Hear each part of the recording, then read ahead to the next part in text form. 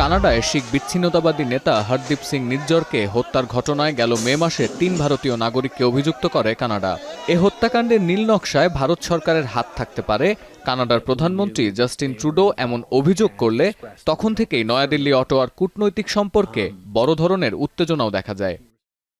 এবার সে আগুনে ঘি ঢালতে চাঞ্চল্যকর এক প্রতিবেদন প্রকাশ করেছে কানাডার গ্লোব ও মেইল পত্রিকা। প্রতিবেদনে কানাডিয়ান সিকিউরিটি এজেন্সির বরাতে বলা হয়েছে, হরদীপ সিং নিজ্জরকে হত্যার ছক সম্পর্কে আগেভাগেই জানতেন ভারতের প্রধানমন্ত্রী নরেন্দ্র মোদী।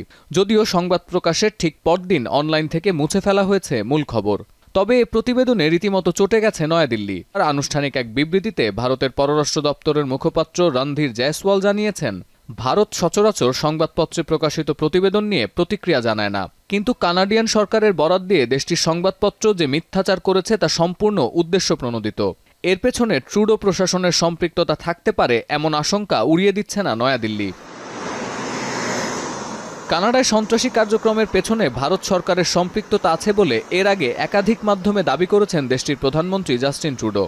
আর এমন কীর্তি করেও ভারত এর গোপনীয়তা রক্ষা করতে ব্যর্থ হয়েছে বলে মন্তব্য করেন তিনি। সাম্প্রতিক এই প্রতিবেদনের কারণে দুই দেশের বৈরিতা আরও বাড়বে এমন আশঙ্কা ভারতীয় গণমাধ্যমের।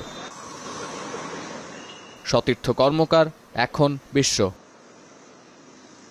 মাঠের অলরাউন্ডার আমি, আর ঘরের allrounder Tylox. Tylox toilet cleaner, clean মানেই টাইলক্স।